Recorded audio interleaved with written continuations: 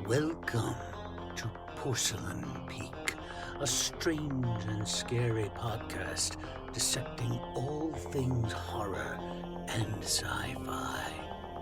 Here are your hosts, or what's left of them, Tone, John, and Anthony. Enjoy the trivia while you can.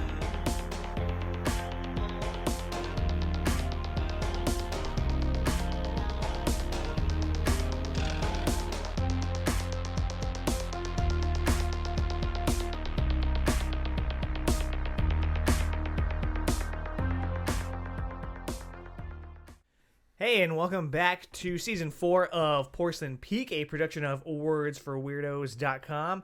This week for Chop Talk, we're going to discuss trends in the genre. Then we're going to play some trivia. We're going to do Pass the Popcorn this week. For our main discussion, we are doing a compare and contrast of Ringu versus The Ring. And then for our final cut, we are talking about horror movie posters and probably some sci-fi ones too. So without further ado, we'll go ahead and get started with that Chop Talk. Why don't you take an axe and chop it open? All right, well, before we get started with the trends, John, Anthony, how are you guys?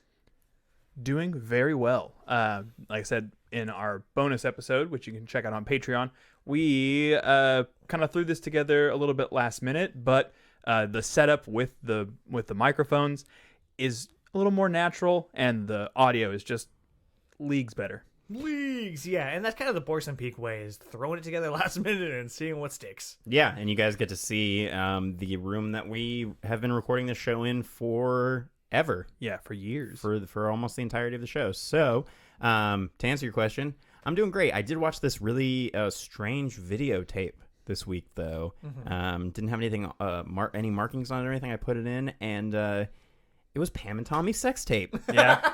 Crazy. I'd never seen it before. Honestly, great narrative. Yeah. I really like the part where he honks the horn on the boat with his dick.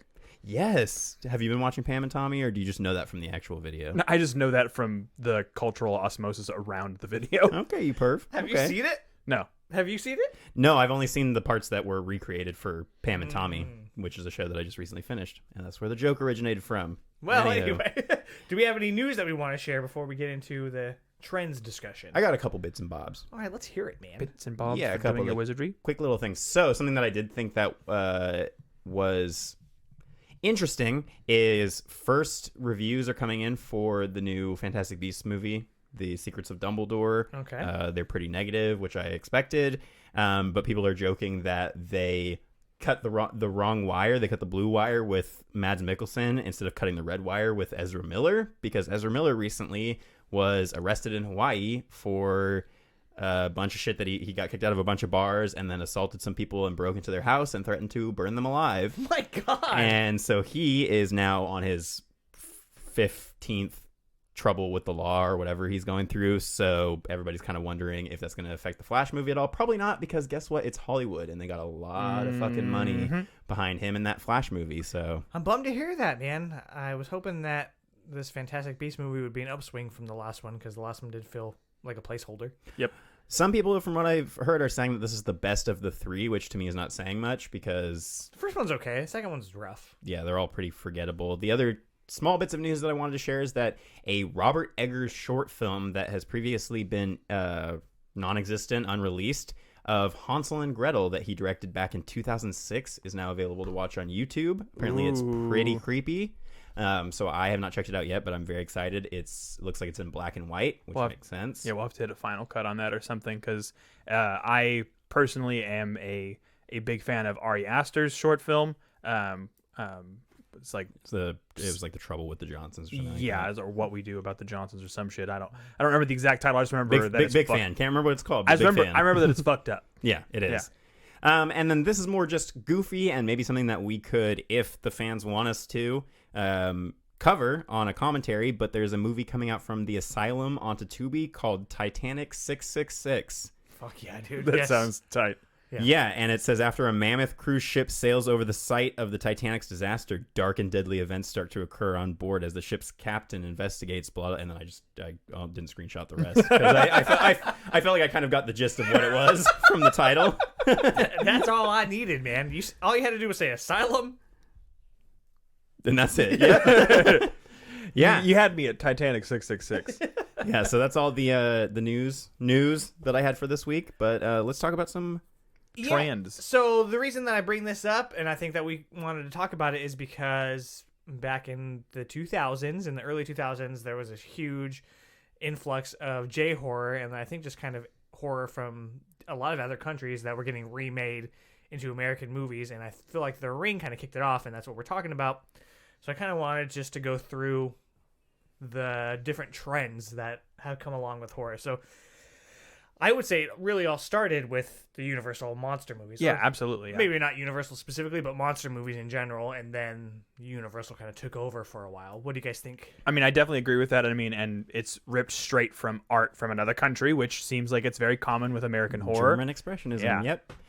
Yeah, that's exactly what I had because I kind of did an outline of like 20s, 30s, 40s, and what I kind of saw as like the big trends for those. So for the 20s, it was defects of humanity, so movies like Freaks, like Todd Browning, and then the 30s was like the Gothic era, so it was the Universal monsters, and everything was Gothic monsters and stuff like that. And then moving into the 40s and 50s, I have giant monsters, invasions, and mutants. Yeah, so kind of the like atomic era. Yeah, so obviously Godzilla was a big kind of like shepherding in the giant monster craze, and giant ants and giant spiders, and just radioactivity in general was big because that's obviously like Spider-Man started in the 60s, that comic, and most of Stan Lee and Steve Ditko's characters are somehow affected by radiation, whether it's gamma That's a good point, radiation yeah. or radiation from a spider, and it's all based around this atomic Cold War scare. And that's something that I want to cover more, is that 50s era of like giant sci-fi monster movies, which hopefully we'll be able to cover more this summer with Creature Camp. Creature Camp. Yeah. Creature Camp. And then getting into the 50s and 60s, it's a lot of suspense-driven horror, and also kind of the early start of giallo as well. But mostly Hitchcock, reigned supreme during that time. 60s I put humans as the real monsters. So this is when we start to get like the first steps into what would become more like 70s psychological horror movies, but the 60s was where it started to be more like, no, humans are the scarier, like your psychos and stuff like that, where it's like humans are the scary ones, not monsters. Yeah. Yeah, and I think from there we do get a brief period with the religious movies, and that could go into the 70s too, at least the early part of the 70s with stuff like The Exorcist, and so we get a lot of religious horror movies. So yeah, we'll talk more about The Exorcist in Final Cut because holy hell. Yeah, and then you have stuff like the Satanic Panic, obviously, like playing into everybody's Rosemary's fear Baby, of, and Exactly. Yeah, and then I think starting in the late 70s is Slashers. when we get slashers. Slashers are king for a long for time. 80s I just put slasher, sex mixed with violence. Yep. So Yeah, and I mean you could say that it started with Texas Chainsaw, and then was further pushed with Black Christmas, and then even further pushed with Halloween, and kind of Halloween is like where we get the most modern version of the slasher. Yeah, it is the zenith at that point. Yeah, I just feel like when you get into the 80s, that's when the slashing part of the slasher becomes a lot bigger part of it, because the 80s horror movies are a lot more about the gore and the kills, which is something that is carried over into like what people love about these newer interpretations of like Halloween or whatever. Right. As opposed to what the original Halloween was, if you go back to that 70s where it's more a psychological thing and it's more about humans being the real monsters, and then as you get into the 80s that kind of blows open into just crazy immortal killers like Jason and stuff like that. And I would say this really is the main genre that goes until the 90s. And I know that between late 70s and the 90s there's other stuff that started, like we do get zombie movies, but I wouldn't say that zombie movies was the big craze like this was. Yeah, that's not until the late aughts and to the early 2010s where it really becomes a massive thing, where it's just like every other movie is a zombie movie, right? Yeah, or every other television property, Yeah, no, I know exactly what you're talking about. When do you guys think the first big like vampire craze was, of like a bunch of vampire movies coming out? When did Interview come out? Interview came out in the 90s. Yeah. So 90s, like leading from like from Interview to Blade at the end of the 90s, like kind of that trajectory of vampires. Also with a side of obviously meta coming in a big way, the basically Kevin Williamson just putting his stamp on horror throughout that entire decade. Well, and I think the 90s is also a really big place for mixing the genre with other things, because you get a lot more things like Scream with horror comedy. You get a lot more horror thrillers like Silence of the Lambs that are, movies that are kind of able to win awards and get into the spotlight because they double as thrillers or whatever. And so you get a lot more of these like, oh, there's horror elements, but it's more of a psychological thriller. Yeah, Seven is a perfect example. Yeah, it to me is a horror movie. There's horrific stuff that will stick in your brain forever. Yeah. Classified as a thriller by most people.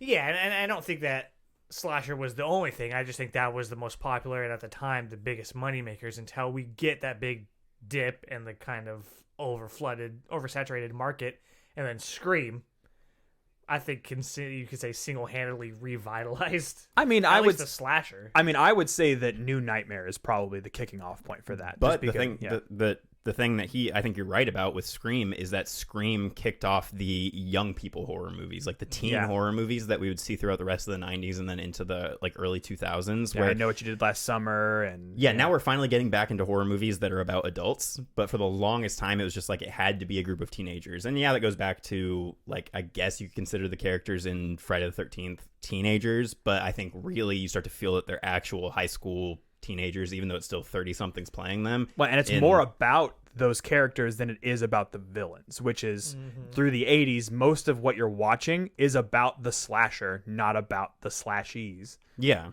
definitely. Yeah, and then I think that the slasher genre in that regard is then faded out, and I think this is where J-horror comes in. Yeah, and it it just really starts to take over. And also just remake culture in general is just booming in 2000. Well, and I think along with that pivot to J-horror also came the resurgence of just supernatural horror in general in the 2000s, like up until basically now it's been run into the ground by things like the Conjuring franchise, and all of its spin-offs and everything like that. But so I think that's a different trend. But what I'm saying is that I think that trend was able to become popular again because the supernatural J-horror was popular. Yeah. I see what you're saying. Yeah. Yeah. And then to me, J-horror and just foreign horror being remade went out sort of with the American remakes of their own shit. Yeah. And then with found footage. And I feel like that was a big one that took over for a while. It was funny on, I think it was on on the Ringu poster that was on iTunes or something. It was like scarier than the Blair Witch Project. And I was like, weird that I assume that was when they were trying to market it to a US audience. I wonder if they marketed it like that in Japan. I doubt it. And also weird comparison, because I don't feel like those movies are at all similar, but they have tapes. Yeah. So they found footage. But yeah, it's about journalists. But yeah, the craze of the Blair Witch Project into like the whole idea of like these kind of viral marketed super low budget horror Paranormal movies, Activity, which turned into its own trend which created the Blumhouse studio, which has come to redefine a large part of the last like 10 years of horror movies, was things like Blair Witch, and then obviously Paranormal Activity being these super low budget horror movies that make a ton of money and come out every year. Speaking of movies coming out every year, you had the torture porn.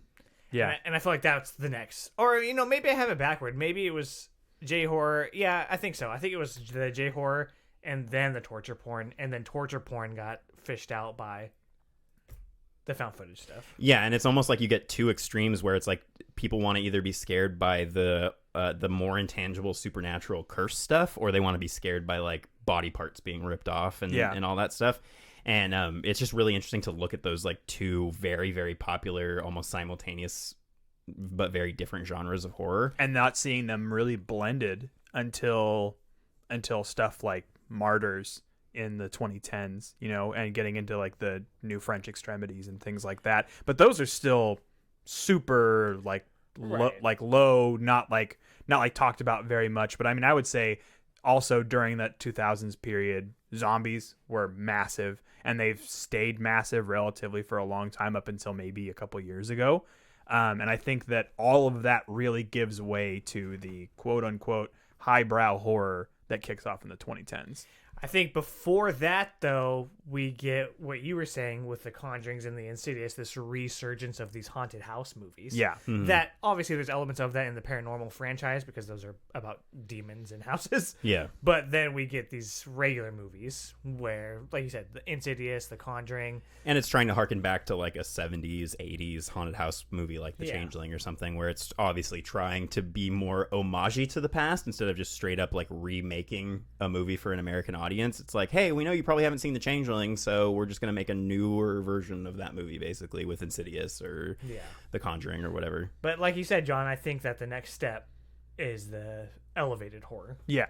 Which, I mean, obviously there have been a ton of fantastic things that have come out of that. Things like Get Out, Hereditary, The Witch. I mean, there's countless films that are in that subsect, even branching into more of like the horror sci-fi crossovers with things like Ex Machina. There's a ton of great content in that era. It's different. I mean, it's not a you can see that it pulls some influences from some things like slashers. Obviously, a movie like Hush probably wouldn't have been made in that era, but it does harken back to a lot of what slashers were doing in the 80s. And I think that there's been a ton of great content, and no horror fan out here starving with people like Peele, Astor, and Eggers out there making great films. Yeah, and I think that trend is still happening. It just is very kind of divisive again with fans. You know, there's some people that love it, some people that hate it, but at the same time, there are other trends that we're seeing too, like with the legacy sequels, and I feel like that's kind of requels. What's happening now, but then also kind of the Blumhouse era. So you get the elevated, and then you get the Blumhouse stuff, which has its place, and then we're also getting the requels, which I mean, is Blumhouse. Yeah, it's Blumhouse. Yeah, in some respects, in both Halloween and then eventually The Exorcist when they decide they're doing that. But yeah, I mean, it's definitely an interesting time now because of how accessible horror is. I think it's a lot easier to go back and see, like, if I want to explore an era of horror, it's so easy to go, okay, I'm going to go to Shudder or whatever it and is, just literally and I'm gonna click go the to decade. to that category in that decade, and then you can see, okay, literally this trajectory we just went through and talked about. If you wanted to, you could go like, okay, I'm going to see. And we do this kind of in a leapfrog, jumping all over the place way, you know, because I know some shows have done the whole, we're going to sit down decade by decade and do it. And that's probably a lot better way to understand the history of horror. And we've just kind of piecemealed it together to where we're always going, oh, yeah, you think that movie was inspired by that? And then you think about it for 2 seconds and you're like, yeah, I mean, duh. Yeah.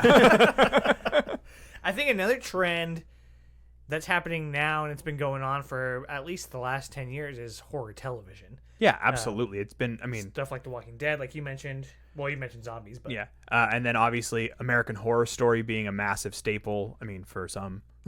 But Yeah. at its inception, it was. yeah. But there's just a lot of horror TV, and then a lot of TV just introducing horror elements where they probably wouldn't be there if censorship was as high as it was like 5-10 years ago, to where we're getting a lot more horror because people are able to do it well on TV. Like before it was like, well, I need some sort of budget and to be able to do some sort of special effects to make this work. But the stuff in The Walking Dead looks better than 75% of the other zombie stuff that you see, or the other horror movie effects that you see, because it's fucking Greg Nicotero. Yeah. And so Berger. Say literally the right hand of Tom Savini. But I do think that there's a big thank you that has to go out to AMC for that, and then also obviously Netflix.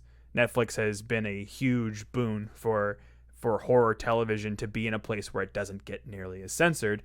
Things like, I mean, there really isn't a whole lot of censorship necessary for it, and it could have been playable anywhere, but the Haunting series is just fantastic television. Obviously, Midnight Mass being kind of lumped in with that as well. We all thoroughly enjoyed those. I mean, I think The Haunting of Hill House is probably the best horror television content that's ever been made, and I don't even think it's close. And along those same lines, in terms of Netflix, they also bring a lot of foreign horror movies and shows over, and so that's really cool too for them to kind of give us even a little bit more, which connects to the J-horror. Yeah, I mean, and then also, I mean, I watched Ringu, or it's just as it's titled, Ring, on Shudder. That's a AMC product. So, I mean, there are a lot of companies out there that are pushing horror to the forefront and creating stuff that is basically curated for fucks like us. You know?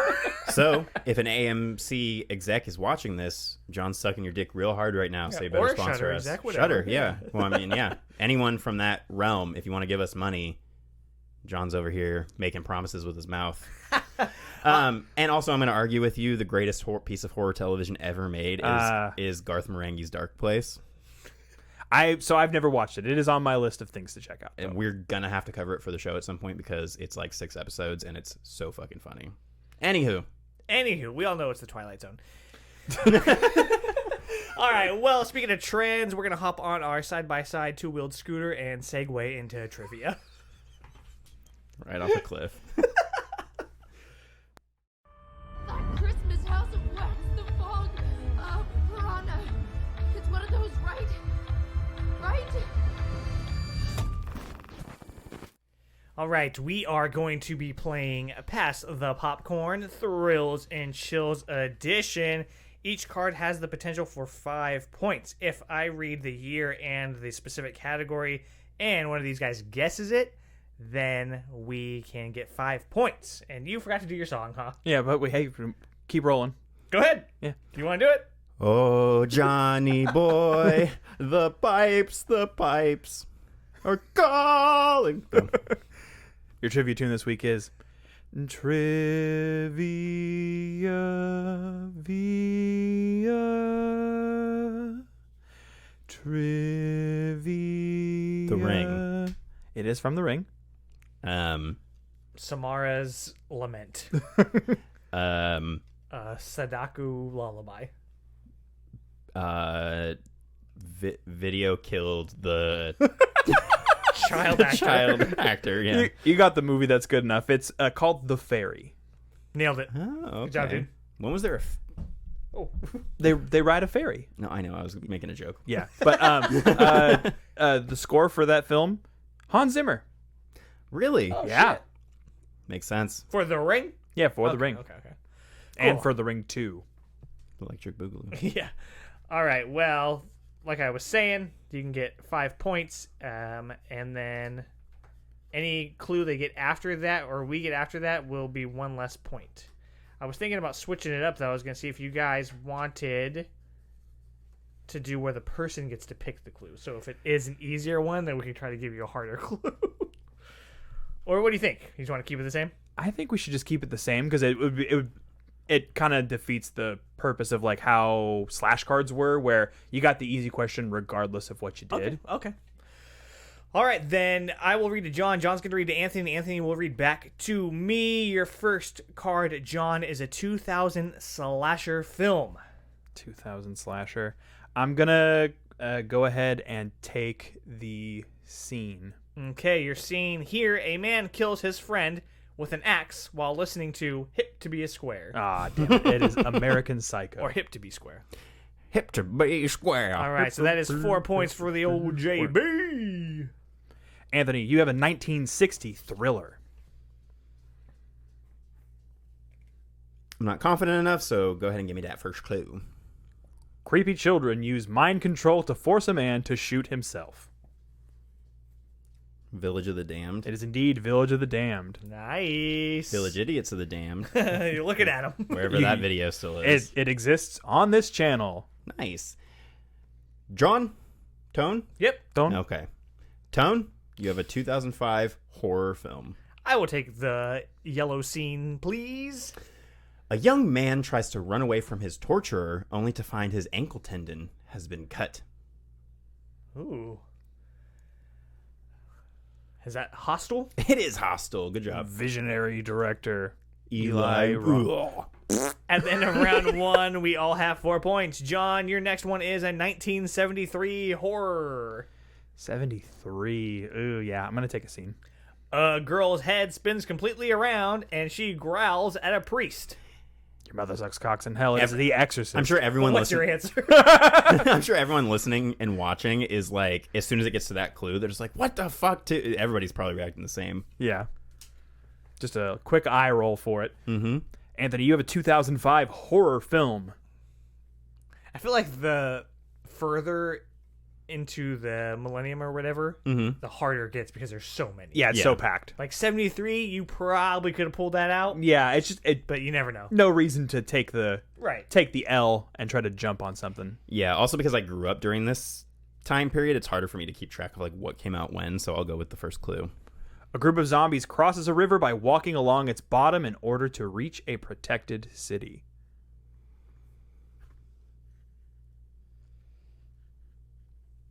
From 2005? 2005.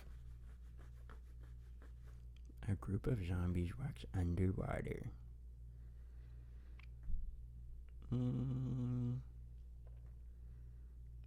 I think Tone would have snaked this one. Oh, I know it. Yeah. Yeah, he just knows those movies better than I do. I just don't know which one it is. I know this one fairly well, but After this, it's Yeah. just a fog. Is it Land of the Dead? It is indeed Land of the Dead. Good job. Nice.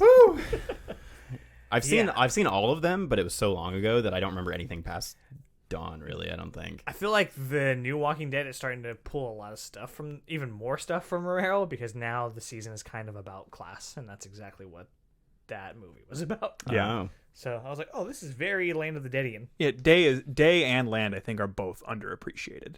Yeah. We'll have to do them at some point. Let's do one. Tone, you have a 1980 slasher film. I will take the scene, please, sir. You're going to be real upset. A young boy rises from a lake and pulls a woman under the water. Friday the 13th, part... Friday the 13th. Yeah. Yeah. Friday the 13th, part Friday the 13th. Yeah. Slow your roll, bro. Well, because Yeah, I was thinking that they show him in the second one. They do, but it Do wasn't that. in Like 1980. a flashback. Yeah, they do that. I caught it. They do it. All right, at the end of round 2, we are all still tied. John, you have a 2004 horror movie. Oh.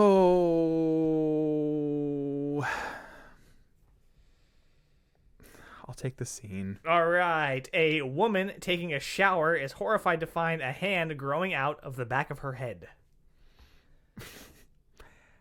That would be The Grudge. That is correct, The sir. Gurge. I'm glad that I didn't just rip something, though, because I probably wouldn't have gotten that right. Anthony. Except ass, maybe. Yep. Anthony, 1976 thriller. Give me the clue so we can stay tied up. A photographer is decapitated by a sheet of glass. The Omen? It is The Omen. Still, like, for that era, a very cool effect. Yes, that's a great scene. That's the only reason I remembered that it was The Omen. Would not have gotten that, so good job. Thanks. Tone, you got a 1990 thriller. I will also take a scene, please. During a near-death experience, a man is confronted by a boy he bullied when he was younger. Oh, shit. This is a toughie. That is tough. Oh, man. Okay. I'm going to have to take the next Sweating now. clue down, the characters. What year again? 1990. Okay. The You know. characters are Julia Roberts and Kiefer Sutherland as medical students. Is that Flatliners? It is Flatliners. Nice, nice. I would not have gotten that from the first one. I haven't seen the original or the remake, so Yeah, neither I have don't think I would have I. gotten it either. I thought we did the first one for the show, didn't we? We did not. Oh, I think we did Altered States. who knows? Who knows? We've done too much. My turn, right? Oh, so at the end of that round, Anthony and John are tied, and I am one behind. Keep it that way. John, you got a 2006 horror. Rip the scene. A brother and sister watch in horror as their father, who is crucified on a cactus, is then set on fire. What? Cactus Jesus. Oh, God, this does not sound familiar. Cacti! Whatever it is, it hurts.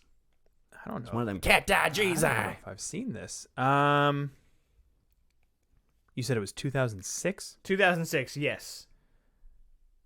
Immolated on a cactus crucifix. Go and give me a Immolated. I am selfish. I am wrong. I'm on fire. I set on fire. Oh, Give me the characters, God. please. The characters are the Carter family and the Jupiter clan. Oh, Jupiter Ascending. Oh, Carter Family, Jupiter Clan.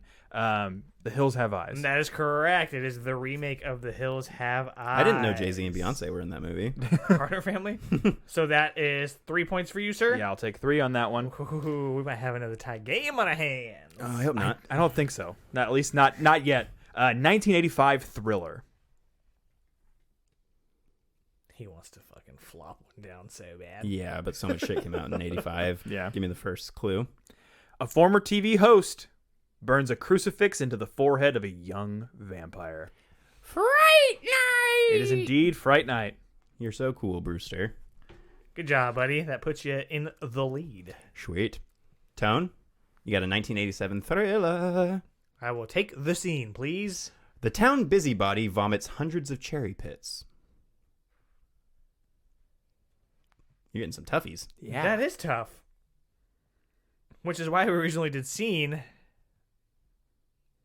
But some of them have been pretty easy.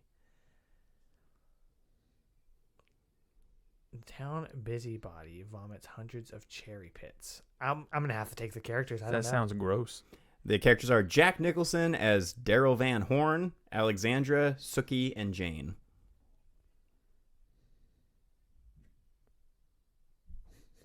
What? He doesn't play all those characters. He plays Daryl Van Horn. Then there's Alexandra, Sookie, and Jane. Oh my goodness. All right. I guess.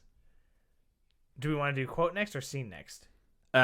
You mean we'll do story last. Okay. So then give me the blue one. All right, your This quote is is, a quote. do you think God knew what he was doing when he created women? Fuck. Careful how you answer that, bro. I'm gonna answer it with a story, please. And the story 1 point. is, the devil moves into a small New England town and seduces 3 single women. Wow. This is a complete swing and a miss on this one, I think. This one's tough. All I'll say is that Ashley the intern is going to be very upset at you. Oh no. Because I feel like she's mentioned this movie at least a dozen times. I don't know. Witches of Eastwick. It is the Witches of Eastwick. Okay. Well, fuck. I think I lost this week, but whatever. See what happens. Hey, man, you still got it. Yeah. Wow. All right, John, you have a 1979 slasher film, and Anthony is in the lead, if I didn't say that. 79, nice. 79 slasher film? Mm-hmm. Shit. Give me the scene, please. Okay. Giant tuning forks open a gateway to another dimension that is populated by zombie dwarves. Do you know what it is? Yeah. It's kind of perfect, right? Yeah. What? Also, just that.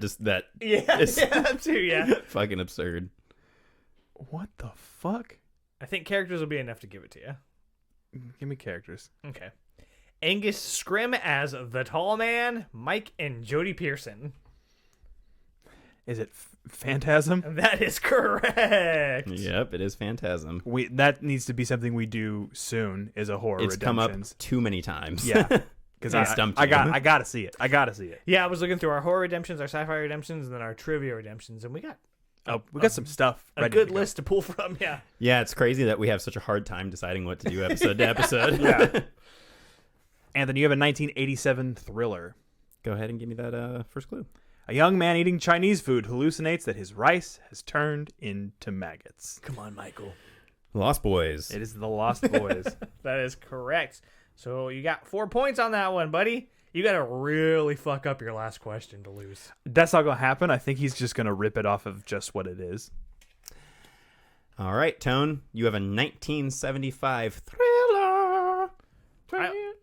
I will take the scene. The scene is, while skinny dipping at night, a young woman is attacked and pulled under the water. Ooh. You know that? Yeah. Skinny dipping? Who's skinny dipping in 75? This woman. And then she was attacked and pulled under the water, according to the card. Ooh, Come on, baby. Historically. I do Video not. gets to see me long neck as fuck, boy. Right, a giraffe. You know giraffes drink the female piss to tell if they're heat or not? The female piss. The female piss. The female. The piss and the pee. Why is that funny? Of the female. It's female piss. You hit his funny bone for some reason, yeah. It just tickled me. They drink it, and then they can tell if they're in heat and if they want to fuck. And if they're not in heat after they taste it, they just dip.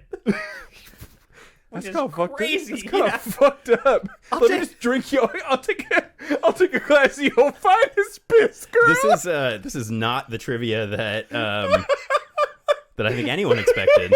But I can give you some giraffe trivia if you want some giraffe trivia. True, no, that's good. They have black tongues. Anyway, I'll take the characters. All right. Come on. Your characters are marine biologist Matt Hooper, police chief Martin Brody.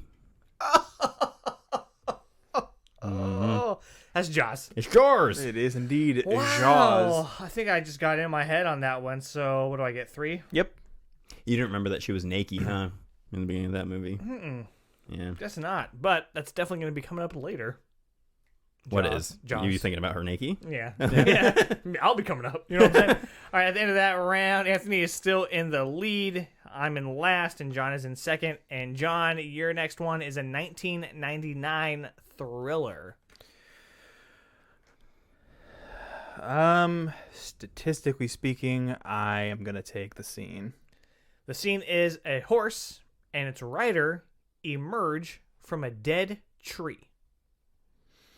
That is Sleepy Hollow. That is correct. Nice job. Christopher Walken. Did you know that he said that the reason his voice sounds the way it is because he grew up entirely around people who spoke in different forms of broken English because of the neighborhood he grew up in? That's interesting. Yeah, so he was saying that he's pretty sure the reason he put so many pauses in is because that's in his speech and has such a weird cadence is because he grew up listening to people speak broken English. That's some interesting trivia. Yeah. Not quite as interesting as girl, let me get a glass of your finest piss. That's not trivia. Your giraffe urine. Anthony, you have a 2005 monster movie. You got 3 on that one? Me? Mm-hmm. No, I got it 4. Oh. Got it from The Scene. But I will let you know that you can either try to rip it now to get the 5, but it's unnecessary because I think you could take all the way to like 2 down. And as long as you got points, you'd still win. Okay, then I'll just take the first clue. I'm pretty sure I know what it is, but I'll take the first clue. What was the year? 2005.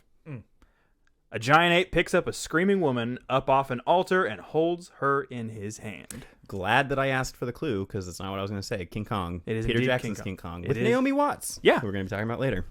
Just for me, what was the original answer you're going to give? Cloverfield. Yeah. Yeah. I So got glad that I didn't jump on it. Yeah, because then I would have won. Nobody wants that. Not even me. Nobody. Tone, for your final card, give you an easy one. 1960 slasher film. Psycho. It is Psycho. There you go. Noise. And that's how it's done. Rocking it. All right, so Anthony got... What's 4 times 6? 24? Anthony got 24. John... I believe I got 22. Okay, cool. And I got 20. I still lost. That's as far as I'm going to go with that, because if this ends up on YouTube, I do not want us to get a copyright claim. There you go. So the crown does move from me to you, sir. Congratulations. You know, we just went out here on the court today, and we just, we just tried our best, and we just put it in the paint. Yeah, What are you gonna do next time differently? I think next time we're gonna turn this whole thing 360 degrees. It's just a full 360. He's just ball is life. All right, that will wrap it up for trivia. If you enjoyed that, you might be thinking to yourself, how can I get more trivia? Well, you can do that on Patreon. Tell them about it, John. So over on patreon.com/Porcelain Peak, you can get hours and hours of additional bonus content, like our trivia bonus episodes that we release every single week, where we come up with quizzes to give to each other, whether they're found on the internet or we write them ourselves. This week, mine was about guess which movie has a higher Rotten Tomatoes score between the original film from whatever country it's from and the American remake. Mine was just a remake quiz about remakes in general. It had a little bit of music and some extras. Yeah, multimedia production. Yeah. And my quiz was, how well do you know The Ring? And it was pretty well. Yeah, we'll say that. We knew it quite well. But that's for $5 a month. For $10 a month, you can get access to our Slasher Piece Theater commentary tracks where we talk over the top of films, mystery science theater style, make fun of them, make them better sometimes, make them worse probably sometimes. But it's a ton of fun. Last month we did Batman 66, and we also did Catwoman. This month we're going to be doing Little Nicky, which should be a ton of fun because Anthony has never seen it. And it is probably the Rosetta Stone to unlocking tone and my humor. Yeah, in addition to that, for the $5 tier with the trivia bonus episodes, those have now been on video. So if you like the video format, then you can also watch us do those trivia episodes. And then additionally, we have been recording video for our commentaries as well. Yeah, so those are definitely a great way to check it out. Also, you can join in on the commentary tracks while we're recording them live on Twitch. So twitch.tv/Porcelain Peak. You can catch us there just streaming gameplay or actually going through these commentary tracks. It's been a ton of fun. Also, for the $10 tier, you can get access to a print that is created every single month by Anthony Silva, the graphic artist extraordinaire. Thanks. Thanks, man. Yeah, so last month there was a Texas Chainsaw Chili Andy Warhol. Sawyer chili in the style of Andy Warhol. Which I want to put on my wall somewhere. And then the other print was the Batman farting. Yeah. And then for $20 a month, you can get early access to our episodes, a producer credit in the show notes, and also you get a shirt every 6 months. All of the episodes that you get on Patreon will be without ads. So the ad that is upcoming right now, you will not hear or see on Patreon. Good job. Couldn't have said it better myself, but we will go ahead and transition into those ads, and then we'll be right back with that main discussion. And now, a word from our sponsors. Hey, Tone, what's that you're drinking? Oh, this is a nice tall mug full of mud water. What in the Sam Hain? Sam Hain is mud water.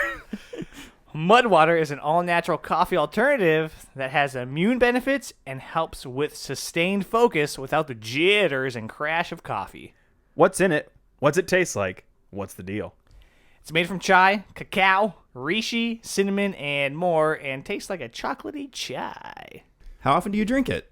I personally use it every day, and as you creeps know, I'm pretty sensitive to caffeine.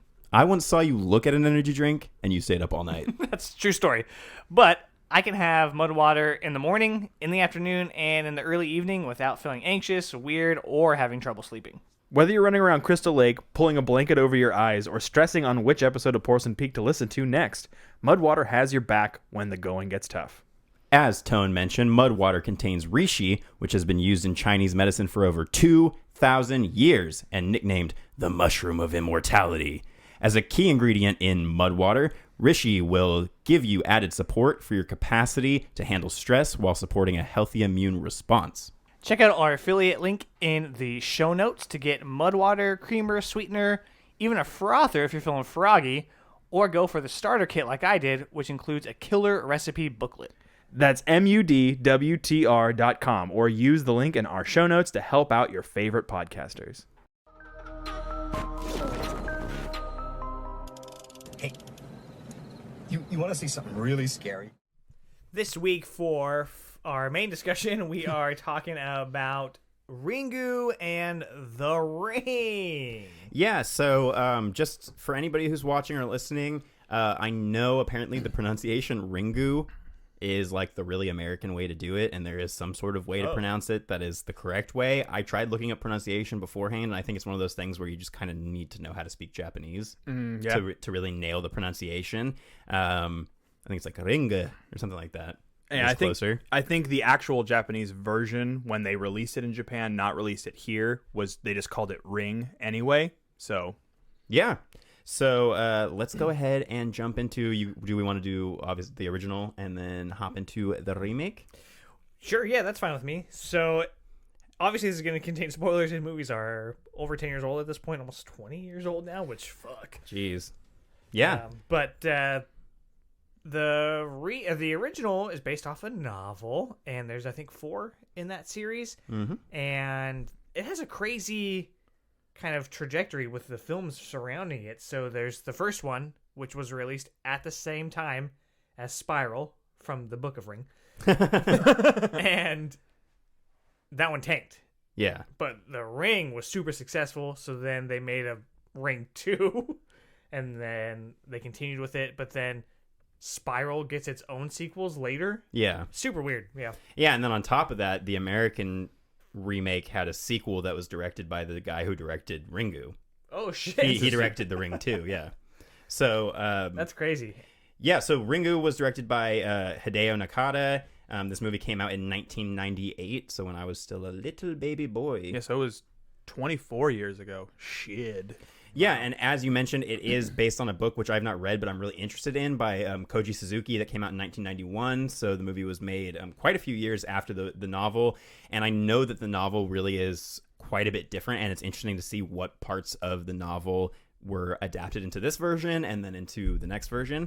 But had you seen Ringu, John, before this? So I'd seen both of these films many years ago. It wasn't anything that I had returned to at any point in time. I was more interested, surprisingly, in Ju-on the Curse. I've revisited that a couple of times. I found that more interesting. But I think that going back into it with a rewatch was well deserved, because I think there's a ton of really cool shit in these movies. Yeah, and apparently the book was partially inspired by Koji Suzuki's favorite horror film, Poltergeist. Okay. Yeah. Yeah, and the Makes novel, sense. if this tickles your willy at all to read the novel, it is more horror science fiction than just straightforward horror, and most of the sci-fi elements have been stripped away for any of the film interpretations of it. So, yeah, it's something that I want to check out. It's not a terribly long book. But yeah, Ringu, this was my first time seeing it. Was it your first time watching it? This was my first time watching it. I think similarly to you, not for any reason besides what was at Hollywood Video. I also had seen the original The Grudge. Yeah. And I was like, I didn't know that they were doing this. This is so cool, because I really wanted to see The Grudge, but I couldn't go theaters. Yeah. So I got that instead, and I was like, this is not what I wanted, but all right. Well, I remember, like, it's so weird that I haven't seen Ringu yet, because The Ring was such a big deal, and it was similar where, like, I couldn't go see The Ring when it came out. I didn't see The Ring until at least a few years later, and I remember it scared the absolute shit out of me, just like it did most people when it came out or around that time. And yeah, for whatever reason, I think it was just because it fell under that, like, back when I didn't watch foreign films, I was just like, why? Just watch the American version. In this case, I almost feel like, yeah, the American version is, not to spoil my thoughts, a better version of the movie, but I guess that's a good way to segue into our thoughts on Ringu. What was the main actor, the husband? Was he in anything else? Because he looks so familiar to me. I thought that. I can look into it, but I'm not 100% sure. Overall, I mean, the movie is pretty good. It's weird because they downplay so much of the scares, and I'm so used to, maybe it's just this American sensibility, but like when there's a cut to something that's supposed to be scary, there's a musical sting, but it's very like low. Yeah. Whereas if you watch even The Ring, the sting is like The Ring sting? You're like, oh yeah. He was Scorpion in Mortal Kombat. The newest one? The original one. The new one. Oh, okay. Yeah. Okay. And so that was really weird, because it would be, similar scenes that we know to the newer one where they open the closet and it's just like, what? Like they do very subtle stings, if you even want to call them stings. Yeah, and it's a lot more obviously low budget and kind of like everybody remembers the scene in the remake of when they open the closet door and you see the girl's face and how terrifying that is. In this, they just do like the almost like emboss effect, like black and white on the people to show that they died of fear or whatever. And I think a lot of these original Japanese versions of these movies, what made them so scary is, one, they play into culturally something that's very, very like a cultural mainstay in Japanese folklore. I forget what the ghost is called, but I pulled it up here. Sadako is based on the legendary Japanese ghost of the Onryo. Usually a female. It is a ghost that manifests after dying in the grip of a powerful rage. So Ju-on was also based on this type of ghost. It's the white dress, long black hair. ghost that became obviously like iconic in horror, but that is based on a ancient, Japanese folklore ghost. And I think a lot of the subtlety of this is because that idea is probably really spooky to audiences already because they're more familiar with it. And I think American audiences maybe aren't as tuned into the subtlety of that horror. I still enjoyed this movie, but yeah, just because I was constantly comparing it to the remake in my head, I was like, oh, the remake did that better, or that was scarier in the remake, or the music was done better there. I think a lot of it comes down to presentation style, because the story is relatively beat for beat. There are some things that are expanded upon, that it is a longer runtime with the American version of it. So there are some things that are expanded upon that I think help to build some of those scares and also flesh out some of the characters a little more, which I really appreciate. But in this version, I think the biggest thing that I run into is just presentation style. Everything is shot very vanilla. They don't do a whole lot of tricks. Like, there's like, most of the time when you see them dead, it's just eyes rolled and, looking just like weird, rather than it being like looking actually like dirty and terrifying. And they do the same thing to Sadako in this by comparison to the American version, Samara. Like, her dress is very clean when she climbs through the TV at the end. It's very like, it just doesn't seem like it's the same. It seemed the same like caliber. they played her backward, and that's how they got the movements. They That's did, what yeah. it looked like. I Yeah. don't know. Oh, That's how they did it, Oh, yeah. okay, yeah. And so I was like, okay, but then like you're saying with the American version, she's still TV version. Yeah, but also like the dress is dirty. There's water everywhere. Like, there's additional effects that I feel like you get from having watched the tape in the American version that make it scarier. Yeah, some of the things that I thought really stood out about Ringu, though, was I did feel like they explored a little bit more of like the psychological effects of having watched the tape. Like when people are just kind of like, when the guy's just like sitting on the street and he is getting super paranoid after watching the tape that like everybody's in on it, or like, is this woman the one who's going to kill me, or like, how's this going to happen? And the mystery to me seems to stay a bit more mysterious in this movie for longer than it does in the remake. Because in the remake, I feel like Naomi Watts is just a lot more on her shit about figuring out where the tape came from and like, tracking it back and everything. She's almost like a giallo main character, just like just doing detective work and like unfurling this mystery, which is, I think, more entertaining.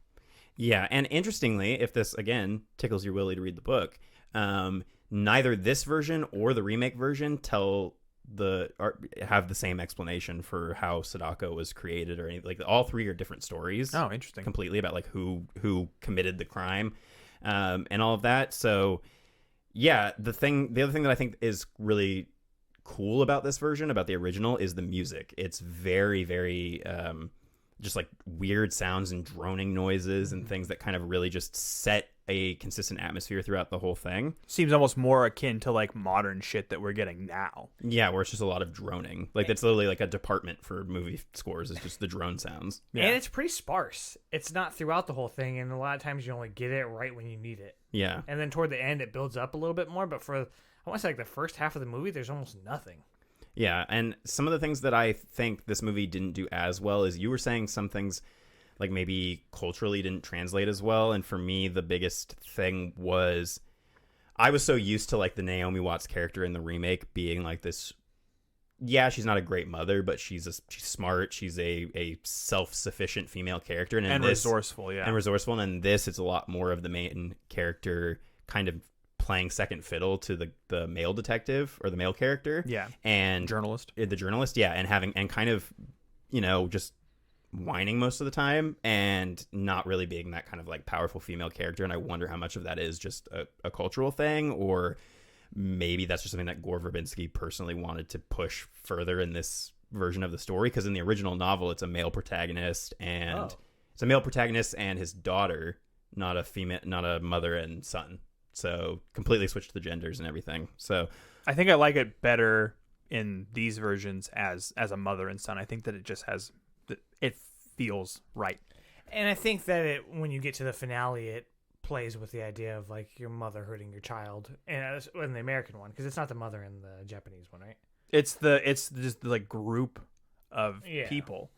And like, I did think that part was interesting, because obviously it's done completely differently on both sides. And like this like weird like psychological like psychics thing, and how like they're like, using psychic powers to like come up with answers and stuff, but then just all of a sudden one dude just drops dead, and then they basically like it's like a witch situation where they're like oh, burn her at the stake, like kind of thing. And I found that pretty creepy, and obviously I felt like Sadako was obviously wronged, and that's the reason why this tape has continued to cause people problems. Yeah, and I don't want to spoil anything from the book, so I won't go too, because I read the synopsis a while ago, and I actually want to read the book because I want to get into like the more sci-fi like aspects, because there's stuff that has to do with like more of it being a virus, like an actual virus, and that gets explored more in the sequel books, to where it spreads from being just a tape to being like it can infect other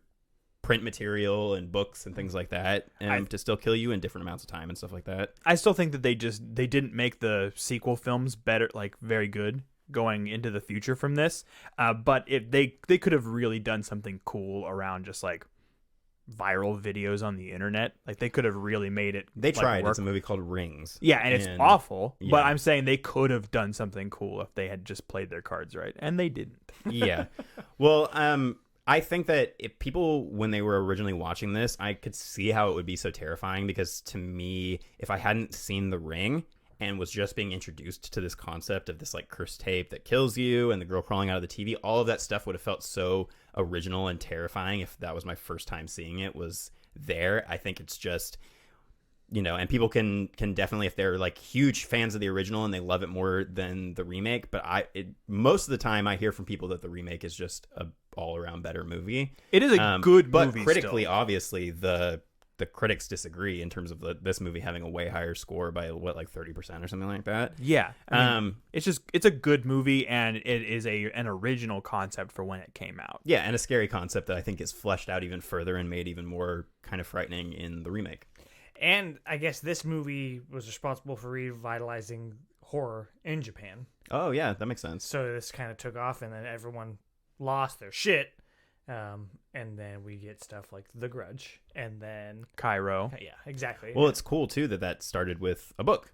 Dark favorite Water. things. Dark Water came out a little further after that, which is Exactly. also a good movie. Yeah, and so then that continued to push that, especially this kind of movie where it's like something cursed, deal with it. This is cursed. Yeah, Yeah. yeah, pretty much. All right, so then do we want to talk about Well, let's give this one a score. a score? Okay, we want Yeah, a let's score. rate it out of 3. Yeah, well, you just gave your score. I mean, no, that's not my score. I don't know why I said 3. 5. 5. I'm trying to think of anything from this movie that. 5. Cute kids. Yeah, cute Japanese kids. Yeah, Not creepy Not kids. creepy kids. Yeah.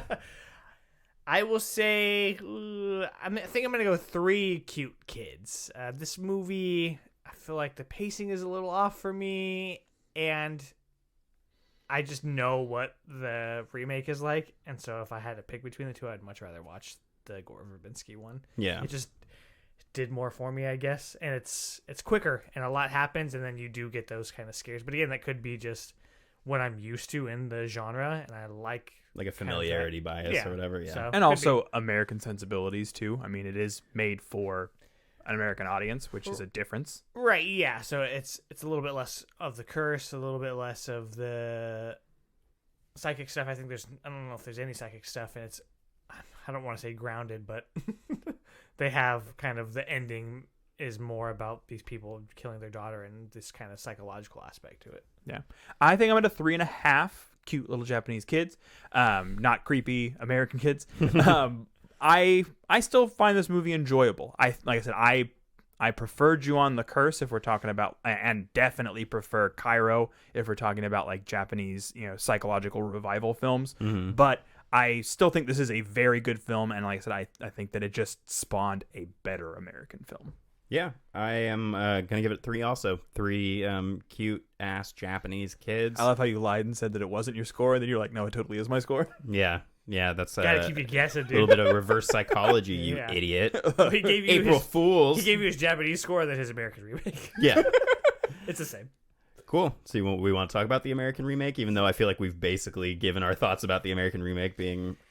I still have some thoughts though that I want to talk about. Right. you? So this one stars Naomi Watts and is directed by Gore Verbinski and has the dude from X. And instead And of David Dorfman is the creepy American little kid. he is Aiden. so creepy. And what this movie does is it pulls the focus away from the couple and focuses basically just on Naomi Watts' character, Rachel. Yeah. Which I thought was a great choice. Where's Rachel? The opening scene, this one does so much more for me. Although I believed It's snappier. the two girls talking, their relationship felt really real in the Japanese version. Mm-hmm.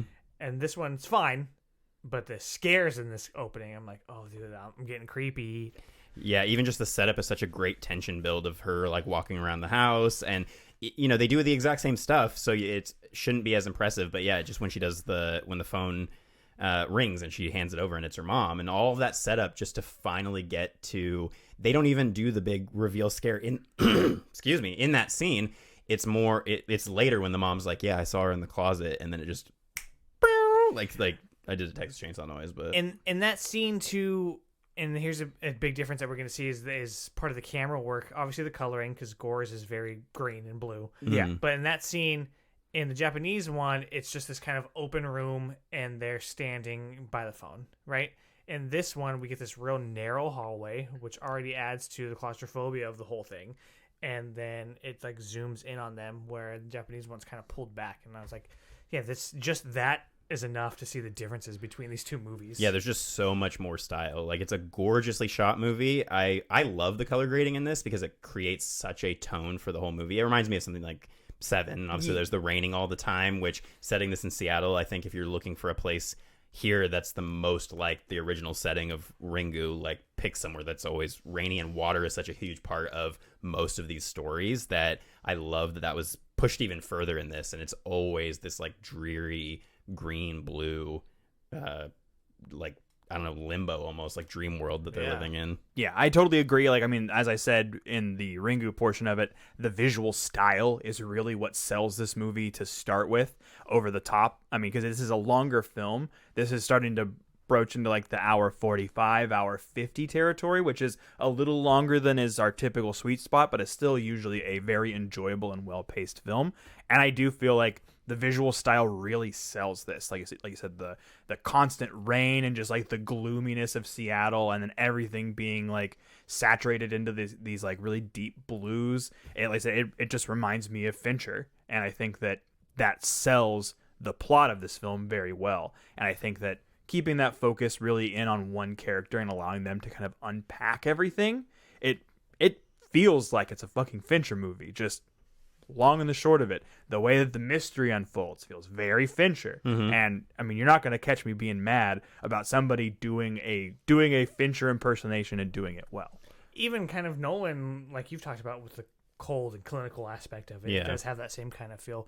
One of my favorite things, and you can correct me if I'm wrong because I don't think the Japanese one does this, but after Rachel watches the video, she starts seeing things from the video kind of around the ladder. Yeah. We get the hair in her throat, which is from the video. Yeah. Obviously, there's a ton of rings around, but then she sees the blood from the horse that matches something in the video of the fly. Like, there's all these things where it's in her head, and it's starting to come up, and we get to see it, and it's kind of fucking with her. Well, And I really like that. Yeah, and that plays into the explanation that's given for Samara's powers in this, which is that she has the ability to kind of like psychically imprint images into people's minds and into objects, because that's part of why her mother went insane and why the horses went insane, is because she was imprinting these images into their minds, and driving them crazy. And so it makes sense that when you watch the tape, you would have these images like imprinted in your brain, which is a scary thought. Also, I think visually the tape still fucking slaps in terms of the like visual style of the tape and how fucking creepy all of those images are. Watching the original, I was like, "Ooh, is this one gonna be?" It has some strange parts. Like I liked the dude with the subtle towel over by his head and like comparison. the pointing, and I like how they used that later on with like seeing that in the real world in the original. But in this, like, just the look of the tape to me is the most iconic part of this movie outside of Samara herself coming out of the TV. Yeah. But the tape, like, you still send that link to somebody and they're probably gonna freak out as soon as that ring pops up. Probably spawned all of the like the fake I bought this mystery box off of off of like the dark web or whatever. Yeah. All the little videos that are in those things. The tape reminded me of like Gore went up to David Lynch and was like, "Hey, can you make a little segment for this movie?" And it's like, "Yeah, sure. Yeah. Here's what the weather's like in LA." Yeah. I That's what you smoked got. 47 cigarettes in the last 38 minutes. And that's what that movie is about. Hello? You're gonna die in 7 days. I got this jar of fucking embalming fluid that I got directly from a mummy in Egypt. But yeah, and then also I like the stuff that they do with the backstory of Samara, like the way that you, as the mystery unfolds. Yeah, she's also not only a character who is wronged, but also you find out, you get a little twist. You get where you think, oh, she was wronged, and all the. It reminded me of what they tried to do with Freddy in the remake of Nightmare, where they're like, oh, maybe he was wrongfully killed by these people or whatever. Pervert. Yeah, and you find out obviously in the end, which is a very classic, I feel, American horror trope, which is no, she's just pure evil. Like she has that line where she's like, where they're like, oh, talking about hurting people, and she's like, but I want to, and she's very creepy, and also Donnie Darko's sister. Oh, Yeah, that actress. Maggie. Mm-hmm. Yeah, it's Maggie Gyllenhaal. That is his sister. Very in, true. In two ways. Yeah. Yeah, I said Donnie Darko. I know. It's Anyway, his little sister, It's S. Sparkle Shine or whatever. S. Darko. Sparkle Motion. Samantha. Yeah. Samantha Darko. Anywho, What else did you like about this one versus the other one? I think that the way that they unfolded the mystery and they gave you parts all the way throughout helps the pacing a fuck ton. yeah. Like things unpackage at a steady pace rather than it being like you get a little here, a little there, a little here, and then info dump. It was just you got a little piece here, a little piece here, a little piece here, a little piece here, and it was thoroughly spread throughout. And I think that just it all kicks off from that first scene where the TV turning on by itself, and then she turns it off, and then it almost immediately turns back on as soon as she turns her back. That scene's pacing explains the reason why the movie itself is paced so much better, even though there's more content and more runtime. And because of that, it makes it feel shorter almost. Yeah. But I think touching on that too, what I did like about the Japanese version is that this tape phenomenon is just that. It's kind of at least citywide, where a lot of people, not just teenagers, which we talked about, it's kind of everybody knows. There's doing TV interviews, a bunch of different schools know about it, and adults know about it, and so it kind of is cultural. And I thought that was really cool, which is something I wasn't expecting. And then because it's more like an urban legend then. Yeah, and then this one, it's just Adam Brody. It's like, there's a tape. Yeah, because I guess the explanation is that because they tried to record on the tape in the cabin above the well, that's how the tape was created. It's because she burned it onto the tape, and that's when she goes back to the cabin where they find the well later. That's why the tape is there, is because she can burn onto, they show on the x-rays and stuff, she can burn onto film and things like that. So she was able to, from down there, go like, hey guys, here's some spooky shit on your tape.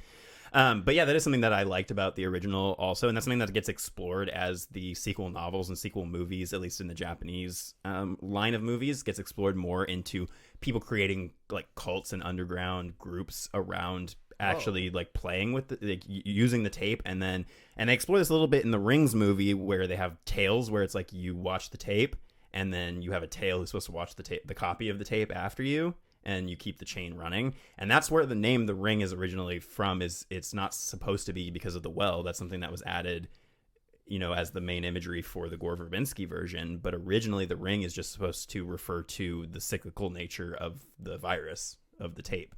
And in the Gore Verbinski version, there's a lot more just like imagery, and the well is, which I like, is the ring of the well closing. And I think that all of that stuff, when they go to the well and she gets knocked in and she has the like Samara corpse in her arms, I think all of that stuff is so much better done, because in the original you just have like a 10-minute scene of them pulling buckets of water up out of the well, and in this it's just like boom, snap, boom, she's in the well, and then you like we're moving. I did like in the Japanese version her like peeling the scalp off. Yeah, So that and was then just you gnarly. can see like the goop that was her eyes at one point just I was fall. like, ooh. Yeah, that's gnarly. That was the I one like really it. like gnarly I effect in that movie like where it. I was it's like, ooh, more of this. Yeah, more of this, less clean dress Samara or Sadako just shortly after. But obviously the scene at the end, the TV scene, is fucking iconic because of the way that his like the area. I don't know if it's an apartment or a flat or whatever the fuck it is. Nice the way ass that apartment. the way that it's set up is super open, and there's shit like falling over, and when she comes out she looks hella creepy by comparison. Obviously they actually show some of her face and it's all fucked up, and her dress is dirty, and she has that like weird like static TV like movement, and also what's kind of like an overlay on her that just makes her look creepier, and then just him falling over and crawling through the glass and everything. It is a better scene like by a mile. I almost think that the J-horror also, the J-horror like remake boom influenced the whole like creepy jittery moving things in horror Especially movies. with The Grudge. Yeah, Yeah. because The Grudge obviously had her like doing the contortionist stuff, and this is a lot less so in that direction. But yeah, I feel like every movie now has got to have somebody like, and people would say, "Oh, is the spider walk in The Exorcist?" But that scene didn't exist in the original version. So, but yeah, I think that we haven't talked much about the performances. I think that Naomi Watts gives a. I mean, I love her. I think she's a David Lynch collaborator, but she always turns in a good performance in my opinion. And I thought she was great in this. I love that they explore more of the idea that she's not a great mother and that she's very, very kind of just focused on her career, which was something that I hadn't picked up on the first time I'd watched it, but on rewatches, I'm like, yeah, she has a character arc of unfortunately it's when her son is put into a literal life or death position that she's like, I better be a mother and figure out how to save him. But I like that not only is she a bad mother, but he has like no interest in being her son either. He's like calls her Rachel. He's just kind of like self-sufficient, takes himself to school. I was like, he's like a little businessman when he was in that suit, like at the funeral. World's worst haircut. Yeah. Yeah, they definitely write his character a lot more than the son in the Japanese one. He's just kind of there to show their relationship. Also, the same little kid from the Texas Chainsaw Massacre remake, the one with the teeth, the little boy that they find, I don't remember. Jedediah or whatever. Oh, what kid is that? That's the same kid from this movie. Oh, really? Yeah, he had big fake teeth in. Oh, weird. I was wondering if he'd done anything since. Yeah, I recognize his cold, dead, sunken eyes. Yeah, he is so weird. But then what I did also, I think kickstarted the ongoing trend of kids drawing creepy shit in the classroom, and then it's like it's because they're seeing the ghost. Well, that's exactly what I was going to say, is that he is somehow weird, I guess. Like, he is kind of Samara in. Yeah, he's where like he connected also to her has in some powers way. in some Yeah. way. Because He's got the shine. Yeah, pretty much. Yeah. And we never get that explained. And there's a lot of stuff that we don't really get explained, and I like it because it adds some mystery to it, and it lets you do a little bit of the work that you got to kind of piece stuff together. Like, even with the friend being in the asylum, we don't ever know that until she goes there, and they don't ever say explicitly, like they do in the Japanese one, that she found her and she went insane from finding her. And this one is just like, yeah, she's there. You piece it together. Yeah. And I like to have to do a little bit of work like that. Yeah, I mean, we've been on record saying that ambiguity usually adds some flavor to a film because it creates that air of mystery that you're not 100% certain that what you saw gave you all of the information you needed, but it just makes for a more interesting watching experience. Yeah, and all the way to the end of the movie, Samara and her intentions and what she's able to do and what it takes to stop her stays a mystery. Yeah. Up to the point of we got to make a copy of the tape, and even that doesn't stop her, which to me is, one of the more terrifying ways to end a horror movie is like the evil continues past the movie, which is how Halloween ends, where it's like he disappears and you have no idea where he could be next, and that's what's terrifying. And in this, it's like, yeah, you didn't stop her, you just made it worse. Yeah. And she's just pure evil, and that's terrifying because it lulls you into that comfort zone where you think everything's okay. I also think the way they handle her realizing she has to copy the tape, because she had when she saw her son using it, she took it and threw it under the couch, and then later it's under the couch when she's sitting there trying to figure out what happened. It was a lot less kind of contrived than the way they did it in the original, where she's just sitting there like, what did I do? What did I do? What did I do? Copy. Yeah. Copy. Yeah. And she's like, I copied it. everything just felt more like, okay, let's take the basically the same story and just add a lot more style to it. Yeah. And make it just a lot more interesting to watch. And so, yeah, It's kind of a fucked up idea, too, where it's like, if you want to survive, you have to copy this tape and then fuck somebody else up. Well, and that's what Aiden says at the end. He's like, what about the next person that watches it? And that's Yeah. like the note that the movie ends on. Yeah, I think, like I said, I love that adds a level of ambiguity. You don't know if he's going to agree to basically fuck somebody else over because he's a kid, and obviously kids have that little morality nugget that says, hey, maybe I shouldn't mess with somebody. It almost kind of reminded me of It Follows, or I guess It Follows reminds me of that, where you got to pass it along so you can survive, you know what I mean? Yeah. Very similar. But the Japanese one does have some ambiguity, too, with the ending, because she realizes that she needs to copy it, and she throws the VCR in her car, but we don't actually see her save her son. Yeah. And so I was like, oh, that's kind of fucked up. Yeah, it felt more like a Terminator ending. Yeah, all right, so let's rate the American one out of... Do you want to do Creepy Kids? Yeah, let's do 5 creepy American kids. Yeah, creepy American kids. Okay. I will say 4 Creepy American Kids. I think the style is great. I think that the directing is fantastic. And I think that the performances basically all around were great. Yeah, I think I'm in the same boat. It's 4 creepy American kids. I feel like it's just a better version wholesale. Like I said, I think that the performances are better. I think that the visual style is way better, and they made it feel more whole and more complete with a little more runtime, which I think I appreciated.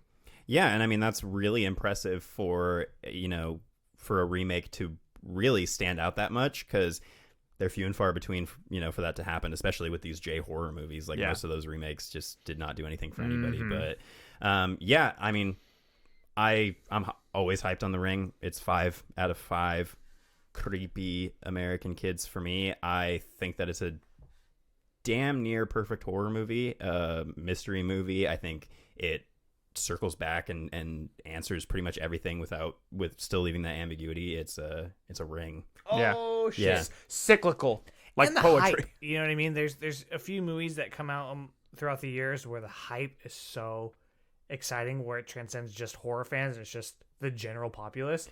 And this this is one of those movies. Well, and there's people who like Adrian, my girlfriend, she saw The Ring like when it came out and then was so terrified of it that she refused to watch it from that day on, and we just watched it together, and I fell asleep during it because I've seen it so many times, and so I felt bad for doing that. But she was like, yeah, no, there were still some scary parts, but she really was more, I think, invested in the actual mystery and the story of the movie and could kind of get past the really scary parts, because the real terrifying moments, there's like 2 or 3 in the movie, and a lot of it is just like creepy atmosphere and mystery and things like that. Yeah. So You create the fear for yourself. yeah, Pretty much. yep.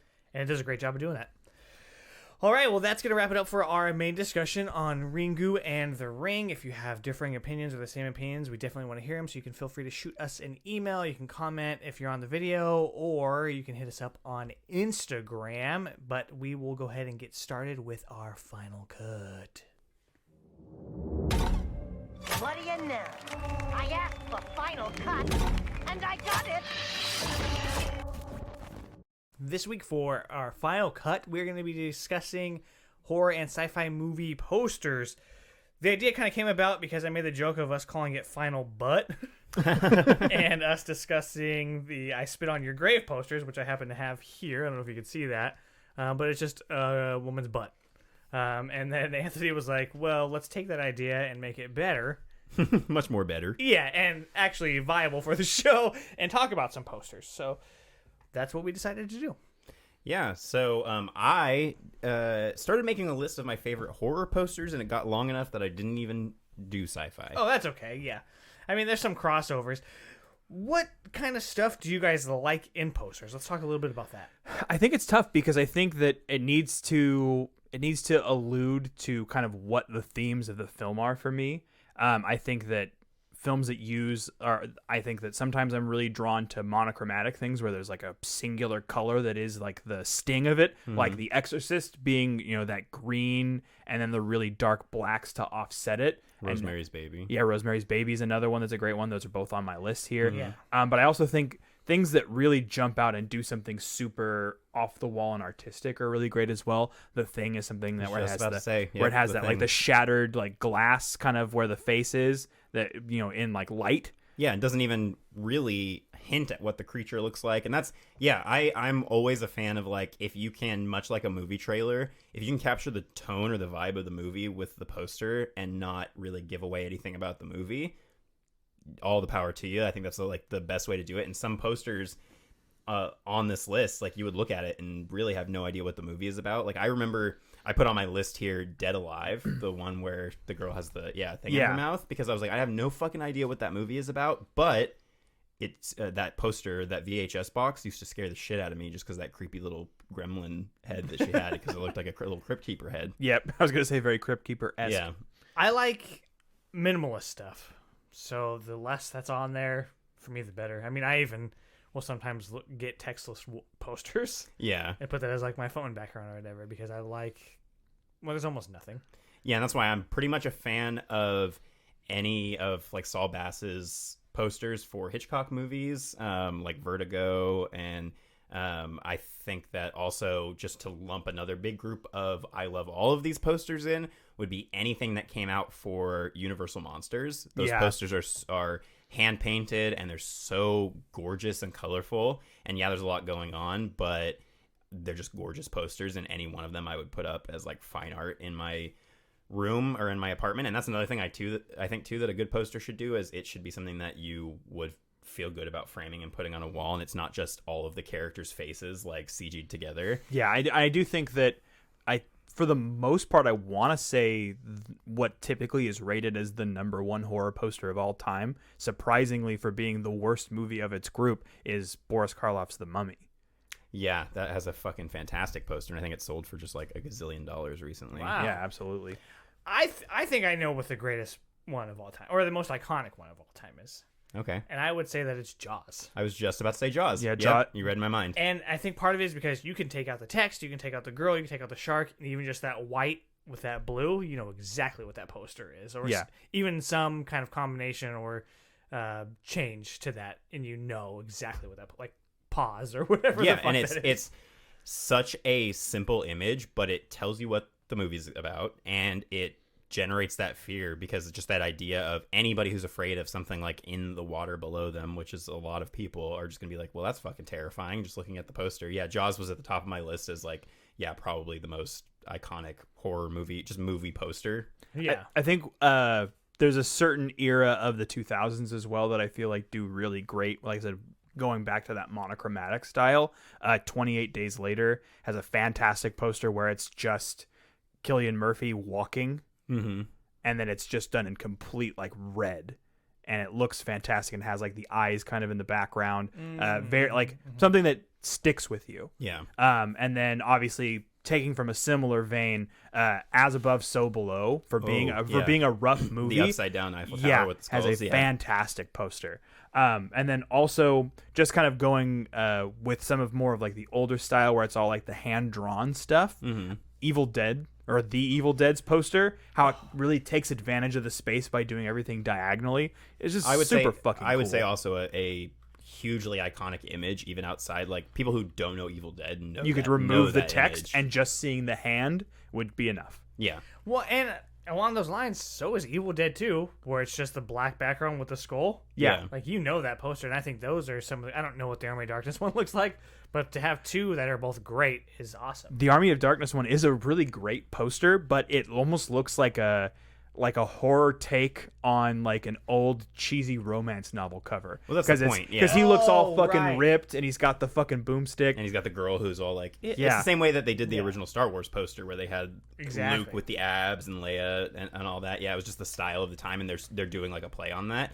How about the Halloween poster? The original Halloween poster with the knife and the it's subtle, and it just has like the jack-o'-lantern with like the I think that it's and the hand is also a screaming face. Well, there's also something about all three. Well, maybe not the Evil Dead one, but the first Evil Dead and then the Halloween one, where they have this kind of diagonal to them, like they have this flow to them. So you get the slasher movement, you get the hand jetting up, and they all have this way to draw your eyes into it, and I love that. And that's, I mean, you could probably speak more to that, but that's a good design. Yeah, and that's the thing that I feel just basic composition in a poster is so important and can really make such a difference. And it seems like nowadays the way to do a poster, especially like in the Marvel era, is just to put 10 million faces on it and make it basically incomprehensible what the fuck is going on.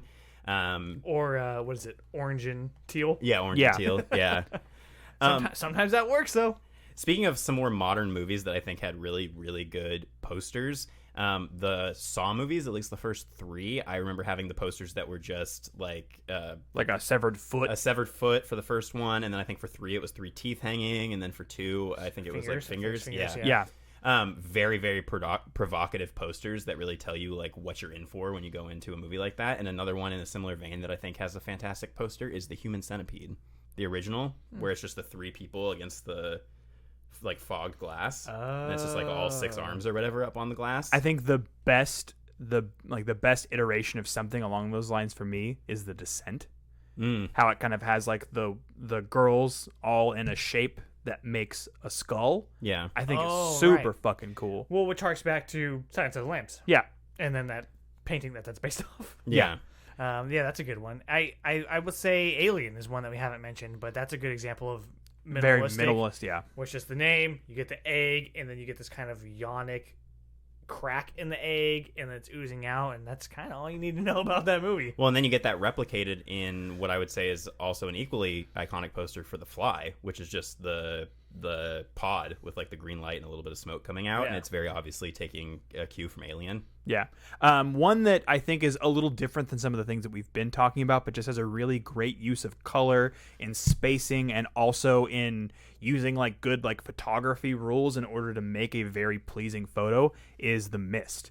How it's got like that really like beautiful looking like sunset looking out through the glass of the grocery store. Yeah. And it's just him and the kid just in the like perfectly in the bottom center, and out they're just looking out at kind of what's going on, but it like keeps things super mysterious.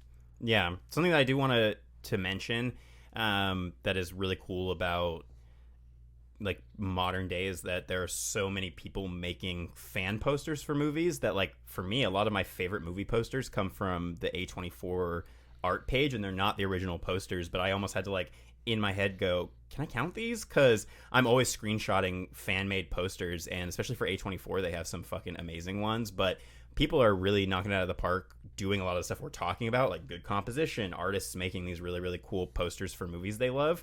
But yeah, I mean, you just can't beat some of these more iconic ones. Like once I started listing, I was like, I'm basically just listing every like classic horror movie. Friday the 13th, the original, has a good one too. Yeah, where it has like the cutout and then the drawn or like watercolor look on the inside. I love that one. Yeah, and then Maniac has the one with the there was a staple. Yeah, it's a like holding the the scalp. head and I have it. the knife. Yeah. But yeah, while you're looking for that, I think going back to some modern stuff, Hereditary, the poster that they used with the dollhouse is just super iconic, and it the Maniac one right there tells you everything you need to know. You know. Yeah, and I think that it's funny that you guys mentioned those because recently Mondo just released 3 A24 posters, 2 for The Witch and 1 for The Lighthouse. Mm-hmm. They sold out in under a minute. Jeez. It was nuts, dude. I tried to get one of The Witch. I was like, let me get at least one Witch, and gone. Because it's these artists creating these great images for these movies that people are loving, and people want them. And again, posters are really cool. Yeah. Totally agree. One thing that we have not talked about that I think also makes a pretty good poster is the tagline. Yeah. Obviously, my favorite being House 2. Yeah. The second store. I also think the original House has a good poster with just the hand ringing the... Oh, I thought that was House 2. Is that House the 2? first one? I know what you're talking about, though, but yeah. Yeah. That's a great poster, too. But, Alien has a good tagline, obviously. Creepshow has a good poster with like the skeleton dude in the box office. Yeah. Similar to Creepshow, Alien Creepshow, in more ways than one. The Fly also has a really great tagline on the poster as well. Which is... Be afraid, be very afraid. Oh, yeah. Okay. Super subtle. Yeah. So I think that that's also another aspect to consider because even like with the most recent Scream poster, not great, but the tagline of the killer is on this poster is pretty cool. And it's like, okay, It gives you a reason to look at that poster for longer than you would. Yeah, and it's kind of like, look at us. Like, they know they're a poster. You know, it's even more meta. Yeah, but even for that movie, I was like, there were a million better fan-made posters on Yeah. Instagram. Well, so- the one that we got for free at our showing, I'm going to hang up in my house because it's just very like 80s retro, very simple, and it looks really great. Well, and then you have shows like Stranger Things doing like entire marketing campaigns based around doing right. references and homages to classic horror and sci-fi movie posters. They so did Alien, they did Evil Dead. Yeah. Pretty sure they did Halloween. Like, yeah. That was really cool, yeah. And it's because, again, those images are so iconic. yeah, you see them on teenagers' bedroom walls in any like 80s. So we got an Evil Dead or a Thing or something. The Thing poster makes a cameo in The Mist. Yeah. because he's a poster painter. There you go. Yeah. So I think that's all the thoughts I got on posters, but I would like for us to revisit this subject for taglines and go further into that because there are some funny ones that I'm just not thinking, or some great ones I'm not thinking of off the top of my head. And Yeah, especially after doing some of our tagline quizzes from different like trivia tirades and bonus episodes. Yeah, that would be fun. I'd be down for that.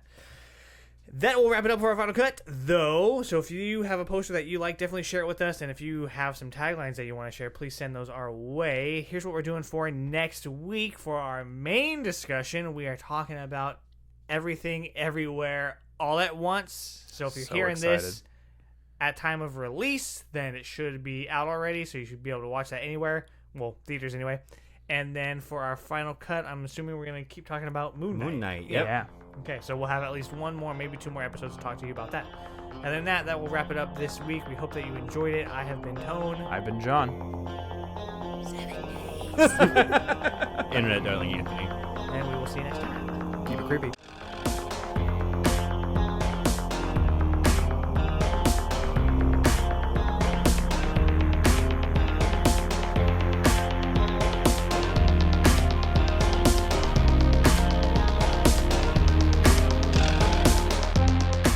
For exclusive episodes, early access, merch, and to support the show, head over to patreon.com/Porcelain Peak. Thanks to all our patrons for the support, and special thanks to producers Chuck, Rob, Ashley, and Michael. You can find Porcelain Peak on Apple Podcasts, Google Podcasts, Spotify, Stitcher, and TuneIn. Wherever you listen, don't forget to rate, review, share, and subscribe so you never miss a thrilling episode. Special thanks to Roger Jackson for introducing the show, and to Jeff For Real for composing the Porcelain Peak opening and closing song. All content and episodes are written, produced, designed, and edited by the Porcelain Peak team, consisting of Anthony Perez, John Brasher, and Anthony Silva.